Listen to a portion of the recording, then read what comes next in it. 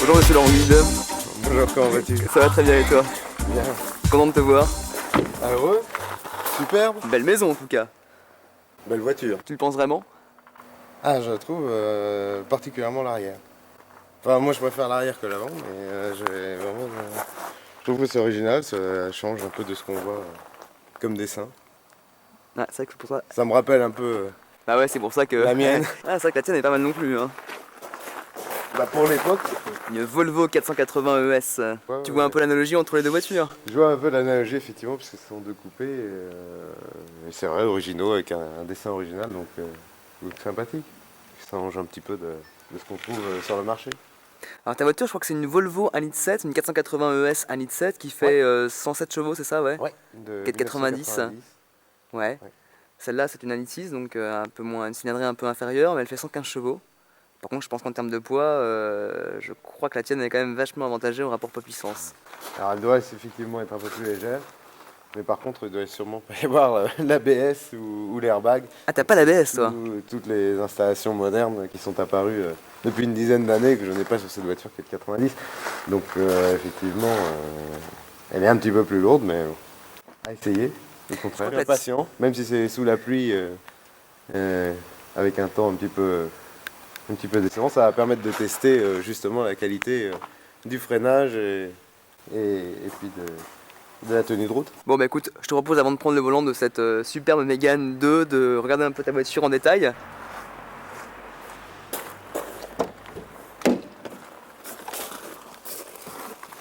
Ah c'est marrant. Ils font pas des avions Volvo non? C'est ça qui faisait des avions.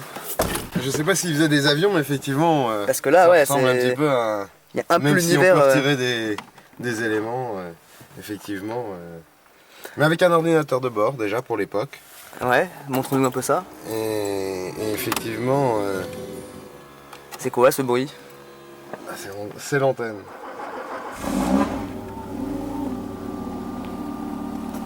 Ah mais ça c'est un vrai coupé parce qu'on est vraiment assis vachement bas en fait. Et c'est pour ça que je l'aime bien, c'est parce qu'effectivement on est assis assez bas, assez proche de la route. Et puis j'ai effectivement une impression de mieux visualiser la route et un grand pare-brise, beaucoup de surface vitrée. Bah écoute, tu vas voir qu'on se rend compte que la Mégane est quand même vachement plus haute hein. Alors Ça, elle a c'est l'air évident. plus haute, on va voir. Ça Écoute, change vraiment De ta Volvo. Bah, oui, mais une voiture qui pourtant fonctionne très bien et a encore il y a de nombreux kilomètres à faire, mais effectivement qui a 10 ans. Et en 10 ans, l'automobile a fait vraiment un grand bond, principalement en sécurité. Et ta voiture a combien de kilomètres? 118 000, 118 000 ouais. 120 000. Et t'as pas eu de gros problèmes depuis que tu l'as?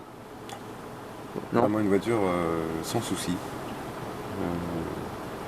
Peut-être dû à son moteur Renault. Ouais, c'était un moteur qui était remonté sur la Renault 21, sur la Super 5. Qui fonctionne très bien. Ouais. C'est marrant d'ailleurs, il n'y a pas du tout un bruit de moteur Renault. Je sais pas comment ils ont réussi à modifier ça. Je sais que toi, sur ton millésime à toi, ils avaient changé pas mal de choses sur ce moteur. Notamment les collecteurs d'échappement, les admissions, les soupapes. Ça change le caractère du moteur, j'ai l'impression en tout cas. Ça se règle plutôt bien. En plus, il y a plein de réglages, donc c'est plutôt agréable. Tu peux également régler le volant en hauteur et en profondeur. Ah, ça, c'est agréable. Je retrouve un peu les réglages de ma Volvo. Par contre, t'es assis beaucoup plus haut, non, je suppose. Alors, je suis assis effectivement plus haut. Je sais pas ce que t'en penses, moi je trouve que cette voiture est quand même très allemande dans sa conception. Alors, elle est très sobre. Tu vois, très sobre. Elle est très sobre. Elle est plutôt sombre, mais elle a l'air plutôt agréable. Un ordinateur de bord Oui. en français. Parce que le tien est pas en français. Parce que le mien est beaucoup plus simple de toute façon, et puis effectivement il est pas en français, et il m'est arrivé même d'essayer des voitures étrangères où l'électronique était aussi souvent dans une langue étrangère. Alors, est-ce que tu connais la principale différence entre ta Volvo et cette Mégane? Bon, en termes de production déjà, sache que ta voiture a été produite à 73 000 et quelques exemplaires, et que la Mégane 1, toute carrosserie confondue, a déjà été produite à plus de 4 millions d'exemplaires. Donc ta voiture est déjà vachement plus rare. La diffusion n'est pas la même. Tu trouves la clé de contact maintenant? Alors je pense que comme il y a marqué appuyer sur le frein et... Ah non, débrayer. Ta clé de contact, elle est là. D'accord. C'est original. Alors, ça permet de déverrouiller les portières à distance, c'est-à-dire que tu n'as même pas besoin d'appuyer sur la carte. Il suffit de s'approcher. Tu t'approches, tu appuies sur la poignée de portière comme pour l'ouvrir normalement, et ça déverrouille les portières. Et là, tu n'as même pas besoin de la sortir, parce que là, je vois que tu as le réflexe de l'insérer là-dedans. Oui, parce que je vois que ça clignote oui. par moment. Eh bien non. Je n'ai pas besoin. Et non, tu la laisses sur toi, tu la gardes sur toi. Ah d'accord, bah, c'est encore plus pratique. Et voilà, et tu te contentes dessus les instructions marquées sur le tableau de bord.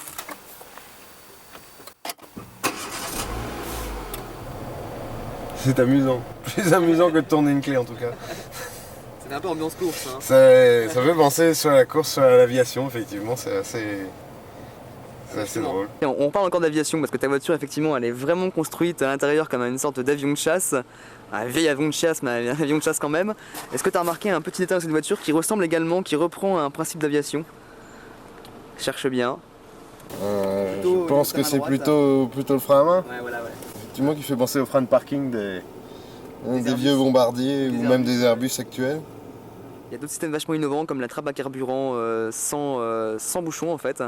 Une clim automatique? Ouais, clim automatique, ouais. Avec une innovation quand même technologique assez importante, c'est-à-dire que tu peux, il y a différents capteurs, donc comme d'habitude tu as les capteurs de température extérieure, les capteurs de température intérieure, mais tu as également des capteurs de rayonnement solaire. Non, là, je m'attendais même à aller venir chercher une vitesse plus loin, non, ça tombe bien sous la... Surprenant, hein, mais en règle générale les boîtes de vitesse Renault sont assez récalcitrantes, molles et inconsistantes. En tout cas moi c'est mon opinion, et celle-là ouais. Alors c'est parti pour essayer cette superbe Renault Mégane. Cette voiture, tu sais qu'elle a été...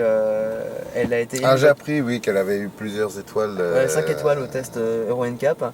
Et 5 étoiles, en fait, c'est le maximum donc, des étoiles attribuées par cet organisme privé. Et ben, les 3 premières places, ce sont 3 Renault. Salut, on entend rien. J'allais démarrer alors que On entend absolument rien. Hein. Cette voiture, en fait, elle a été apparemment pensée pour être la mieux insonorisée possible. Notamment entre le compartiment moteur et l'habitacle, au niveau des joints sur les vitres. Les vitres sont assez épais, je crois qu'elles font 4 mm d'épaisseur et 5 mm pour le pare-brise. C'est quand même pas mal pour, en tout cas, pour une moteur de cette gamme-là, ouais, ça filtre bien les... Enfin, ça s'entend, plutôt ça ne s'entend pas. T'as quand même la direction assistée, c'est un Volvo. Alors elle est quand même assistée, mais elle est moins assistée, puis surtout elle est moins douce. Ouais, elle est très agréable. Mais on a toujours l'impression d'avoir même calé, parce que comme l'embrayage ouais, est assez long. Ouais. Et qu'elle ne fait pas de bruit. Une bonne vision devant. Par contre, les montants sont très imposants quand même. Pourtant, il n'y a pas d'airbag dans les montants parce que les airbags sont un peu partout ailleurs, mais pas dans les montants de portière. Alors, pour régler les rétroviseurs, ça doit être ici. On peut même les ramener visiblement. Ouais, tu peux les rabattre. Alors, tu as des essuie-glaces automatiques normalement, mais qui fonctionnent de manière très aléatoire. Alors, il faut bien reconnaître que même pour une marche arrière, lorsque la lunette arrière est soit embuée, soit obscurcie par l'eau, la vision du rétroviseur arrière n'est pas effectivement très efficace. Il vaut mieux se servir des rétroviseurs latéraux. Ouais.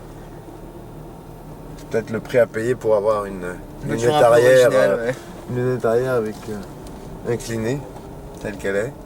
C'est ça que cette voiture elle va se battre bientôt contre une concurrence rude.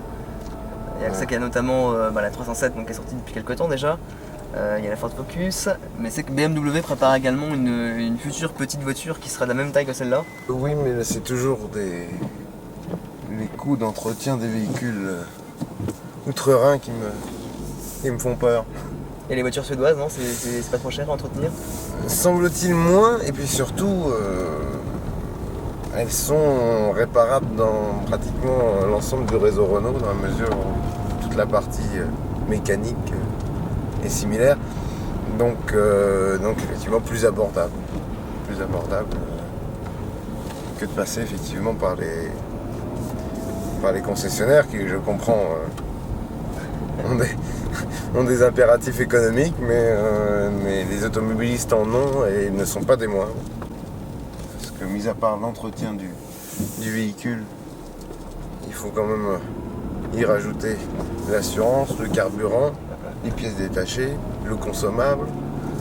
Et les budgets grandissent, chaque année un petit peu plus, et je ne vois pas beaucoup de constructeurs faire un réel effort en matière d'économie, d'entretien. Bah, par exemple, cette voiture, tu sais que la vidange est préconisée tous les 30 000 km, par exemple. Parce que pour toi, c'est vraiment un signe d'évolution du coût de l'entretien vers le bas, ou c'est un argument commercial Je pense que c'est un argument commercial dans la mesure où je pense qu'actuellement il y a pas mal de véhicules, même anciens, qui peuvent y prétendre en mettant de l'huile de très bonne qualité. Ah, tu penses qu'avec de l'huile de très bonne qualité, on peut faire 30 000 km sans vidange? Je pense que dans certains cas, oui, voire même peut-être avec des additifs, mais en tout cas, on n'en fera peut-être que 20 000. Mais le coût d'une vidange est tel que maintenant, une vidange, on peut estimer qu'une vidange peut coûter entre 190 €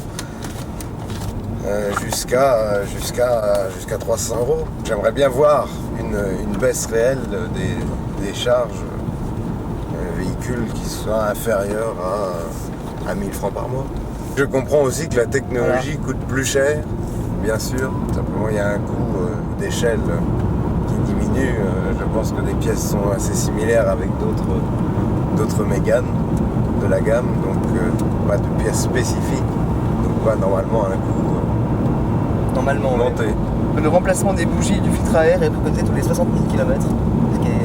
Ça, effectivement, c'est vrai que les bougies tous les 60 000 km, ça c'est effectivement une avancée. Sans compter qu'il y en a déjà 4 sur ce moteur-là. J'imagine que la réelle économie sur des moteurs de 12 cylindres. Mais hélas, Renault ne fait pas encore des moteurs de 12 cylindres. Moi, j'ai besoin d'un véhicule qui puisse se transformer en break facilement, ce qui semble être le cas de celle-ci.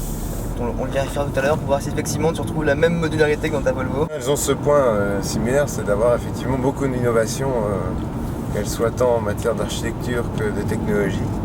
Il y a beaucoup d'innovations par rapport à leurs concurrents. On sent bien l'empattement du véhicule. C'est l'empattement le plus long de sa catégorie. Mais pourtant, elle est facile. Elle est facile à prendre en main. On ne touche pas les trottoirs dans les petites rues. Non, je pense que tout le monde est agréable. Là, on sort du village, on va pouvoir accélérer un petit peu. Alors la boîte est très souple. Les pédales tombent bien sous les pieds. Très douce. Alors une impression de hauteur, effectivement, plus importante bien sûr que la Volvo, mais même plus importante que des voitures actuelles. On domine un petit peu la route, ce qui est assez surprenant pour un coupé à vocation sportive, mais agréable. T'as vraiment l'impression pour toi que c'est un coupé à vocation sportive? C'est un moteur de 1,6 litre, c'est soupape. Non, c'est un bon... En tout cas, on sent qu'il y a une réserve de puissance non négligeable. C'est un moteur en fait qui est équipé d'une admission variable, ce qui fait que tu peux reprendre des 1200-1300 tours minute sans que ton moteur broute, ce qui est quand même relativement rare sur un moteur essence. D'accord. Toute la partie suspension, elle est traitée de manière rigide. En tout cas, même dans un enchaînement de virages, la voiture se déporte pas du tout, ne roule pas. C'est plutôt positif. Même dans les flaques, la direction reste droite, même avec une roue en aquaplaning. Et on peut même repartir pratiquement en second, sans vraiment d'à-coups et sans vraiment faire patiner l'embrayage. C'est plutôt agréable. Et ça doit l'être encore plus dans les embouteillages. Le freinage est vraiment très bon. On le sent, pas de dérive, même en virage. Ils ont mis des gros disques ventilés à l'avant et des bons disques pleins à l'arrière, ce qui fait qu'effectivement ça leur permet d'avoir un freinage plutôt efficace. Ouais. La boîte passe toute seule. C'est vraiment bizarre. La course d'embrayage est vraiment très longue. Ouais, moi aussi, c'est un petit peu déroutant au début. Parce ça me surprend encore un peu moins, tu vois déjà. C'est ce qui justement empêche, alors on y revient, c'est ce qui empêche justement la conduite sportive sur ce genre de voiture, c'est que... C'est peut-être la course d'embrayage, mais c'est peut-être réglable ça. Oui, c'est aussi parce que la boîte est peut-être pas non plus très rapide. Ouais, t'es peut-être précise, pas très bien rapide. guidée, bien étagée, mais pas très rapide. Non, mais juste ce qui est un petit peu déroutant, c'est que quand on relève le pied, l'accélération ne s'arrête pas de manière Ça, instantanée. toutes les Renault, c'est comme ça. Là, je viens de m'en rendre compte, c'est quand même un frein moteur pas. Enfin, en tout cas, moins marqué que sur Ah ouais, tu penses que les rapports sont plus sur longs? ma voiture. Alors, en tout cas, oui, effectivement, si on trouve un frein moteur moins important, c'est que les rapports sont effectivement, semble-t-il, plus longs. Il y a de la puissance. Elle est échelonnée de manière. Elle est étagée de manière linéaire. C'est-à-dire avec une réserve de puissance constante, sans à-coups, ce qui est agréable, ce qui est sécurisant. En 13 ans quand même, entre la 480, la Volvo 480 qui est donc ta voiture, et cette Renault Mégane, tu sais qu'elle a quand même pris, enfin la Renault Mégane pèse aujourd'hui 147 kg de plus que ta Volvo quand même, qui pesait elle à peine une tonne à l'époque, un peu plus d'une tonne, un tout petit peu plus, moins d'une tonne 10 en tout cas, et celle-là pèse quand même une tonne 155. C'est conforme à la population occidentale. Effectivement, oui, elles prennent du poids, mais comme c'est pas au détriment des performances, pour l'instant, c'est. Ouais. Quand ça sera au détriment des performances. Au détriment des performances, écoute la tienne qui faisait donc 107 chevaux, et celle-là qui en fait 115, et ben sache que la tienne en fait, elle accélère quand même plus fort, puisqu'elle parcourait le 0 à 100 km/h en 10 secondes. Celle-là le parcours en 10 secondes 9. Le 1000 mètres départ arrêté, la tienne le parcourait en 31 secondes 3. Celle-là le fait en 32 secondes 4 quand même. C'est énorme. Donc en termes de vitesse de pointe, voilà, la tienne était donnée pour 190 km/h, celle-là 192. Mais bon, voilà, Non, mais quand je parle de vocation sportive, dans les deux cas d'ailleurs, ce sont des voitures qui permettent d'avoir une conduite un petit peu plus franche. Si on avait mis un moteur de 2,5 litres ou de 3 litres, je suis pas sûr qu'on aurait la même tenue de route. Principalement, ce qui me ferait changer, c'est effectivement les organes de sécurité, c'est-à-dire l'ABS, l'airbag, qui sont effectivement inexistants sur mon véhicule. Et là, c'est effectivement une vraie motivation pour changer. Et c'est d'ailleurs pour ça que ce véhicule me semble vraiment bien adapté. Mais justement, tout à l'heure, on parlait de tous ces trucs électroniques, la clim, le démarrage par carte. Toi, t'as pas peur justement que tous ces trucs-là tombent en panne, parce que c'est quand même un gros risque. Alors, il y a un énorme risque quand même. J'ai toujours peur que ça tombe en panne, mais de toute façon, il va bien falloir s'habituer à être entouré d'électronique. Et je dirais que dans la mesure où ça a été amélioré, peut-être à travers d'autres générations d'électronique, je pense que ça se fiabilise. La preuve, on l'utilise quand même majoritairement en aviation, et on n'a pas relevé d'accidents majeurs liés à l'électronique. Donc si les fabricants automobiles mettent autant de soins et que le font des compagnies comme Airbus, je pense qu'on a toute raison de penser que la fiabilité est bonne et pérenne. Ouais. Bah écoute, j'ai un truc qui va te surprendre, c'est que dans les voitures, il y a une augmentation de 23% de pannes électroniques en 3 ans. Mais ça prouve que les fabricants devraient prendre exemple sur Airbus. Alors, les principales voitures touchées par ce fléau, la première c'est une marque suédoise, c'est pas Volvo, c'est Saab. La seconde c'est Alfa Romeo, en voiture italienne, on connaît l'exotisme de la marque. Les troisièmes c'est quand même Renault justement, notamment dû au problème de carte électronique qui équipe la Laguna. Et c'est le même système de carte que celle-là. On va dire que ce sont des défauts de jeunesse, c'est le début. Je pense qu'on assistera d'ailleurs au même raté dans ce qui concerne les véhicules à propulsion à hydrogène ou mixte. Donc au début, bien sûr, ça. Tu penses que ça a un réel avenir, ça, les voitures à propulsion par hydrogène? Je pense que oui, réellement c'est un avenir. En tout cas, il faudra y réfléchir. Et l'actualité nous le montre plus que jamais. Donc oui, bien sûr, je pense que ça a un avenir. C'est peut-être pas la seule piste à explorer. C'est vrai que les changements de carburant dans le passé ont souvent été marqués par des échecs. Je pense notamment au GPL, qui essaye de revenir de nouveau.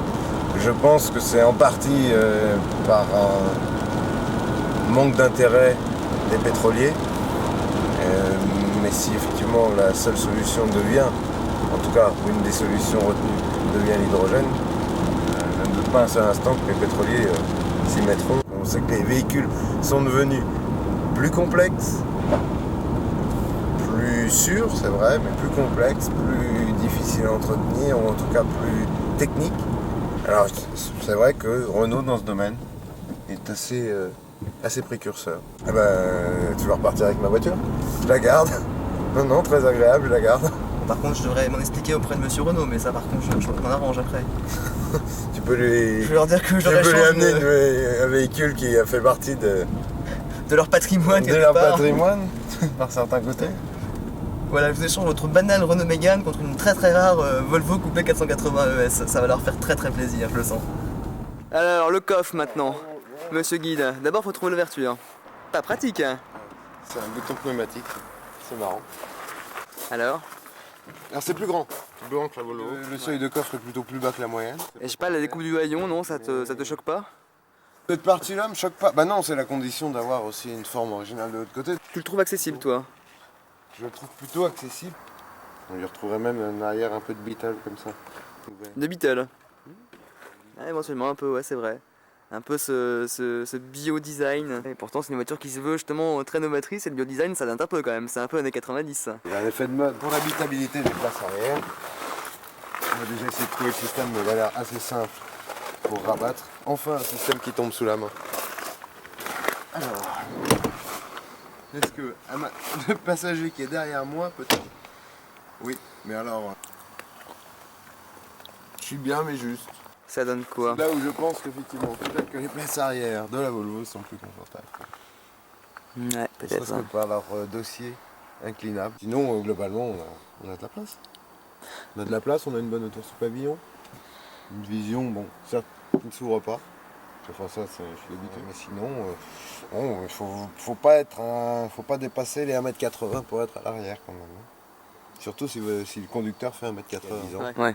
En ce qui concerne les places arrière, je vois que Volvo avait toujours un petit peu d'avance. Et il la conserve pour l'instant. Bon bah écoute, si on va faire un petit tour dans ta voiture pour voir comment t'es à l'arrière. Du coup, on va essayer de comparer.